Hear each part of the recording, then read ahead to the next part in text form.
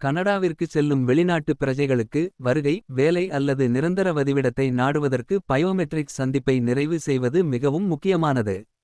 கனேடிய அரசாங்கம் கைரேகைகளை பயன்படுத்தி தனிநபர்களை பாதுகாப்பாகச் சரிபார்க்க இந்த அமைப்பை பயன்படுத்துகிறது. திருடப்பட்ட அல்லது மாற்றப்பட்ட விசாக்களை தவறாக பயன்படுத்துவதை தடுக்கிறது.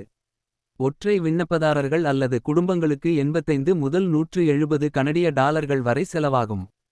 பார்வையாளர்கள், பணி அல்லது படிப்பு அனுமதி விண்ணப்பதாரர்கள், நிரந்தர குடியிருப்பாளர்கள், அகதிகள் மற்றும் தங்குவதற்கு அல்லது அனுமதியை நீட்டிப்பவர்கள் உட்பட அமெரிக்க குடிமக்கள் தவிர பல்வேறு நிலைகளுக்கு பயோமெட்ரிக்ஸ் தேவை.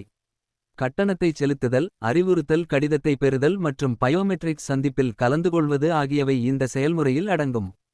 பயோமெட்ரிக்ஸ் செல்லுபடியாகும் வகையில் ஒவ்வொரு 10 வருடங்களுக்கும் மீண்டும் எடுக்கப்பட வேண்டும். இந்த கண்ணோட்டம் கனேடிய குடிவரவு செயல்முறையின் முக்கிய பயோமெட்ரிக்ஸ் படி பற்றிய உங்கள் புரிதலை மேம்படுத்துவதை நோக்கமாக